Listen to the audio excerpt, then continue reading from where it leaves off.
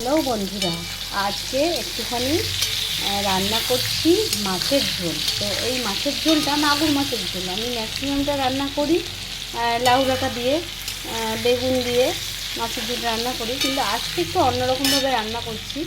আজকে দিয়েছি বেগুন, তারপরে পেঁপে, আর দেবো আলু। কাঁচা কলা দেবো না, দেবো তার জায়গায় দেবো বরবটি।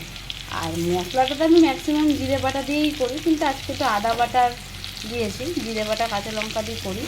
আবার আমাদের ফেসবুকে দেখলাম আমার এক দিদি ঝুমা দে, তো সেই দিদি রান্না করলো ভেন্ডি দিয়ে আলু দিয়ে একটা পেঁয়াজ রসুন দিয়ে তরকারি, তার মধ্যে দিল তিল বাটা। তো তিল বাটা দিয়ে আমি এমনি তিলের বড়াটাই জেনারেলি খাই, আর মাঝে সাঝে পোস্তর সাথে একটু বেটে দেই, কারণ বুঝতেই পারছো আমরা মধ্যবিত্ত ফ্যামিলি মেম্বার, আর পোস্তর যা দাম বেড়েছে তো তিল বাটা না দিলে হয় না। তো আজকে আবার সেই তিল বাটা দেখে দিদি রান্না করলো তিলের বাটা দিয়ে, ঢেঁড়স আলু দিয়ে একটা তরকারি রান্না করলো। এবারে দিদির দেখে আমারও ইচ্ছা করছে আমি এটা একটুখানি রান্না করব।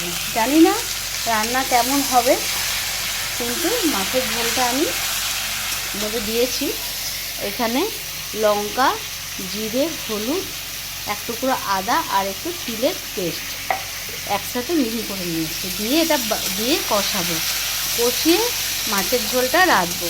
তো এবারে বলো তোমরা বন্ধুরা, মাছের ঝোলটা কি অন্যরকম হলো? তারপরে আমি আবার আসছি পুরো রান্নার ভিডিওটা নিয়ে।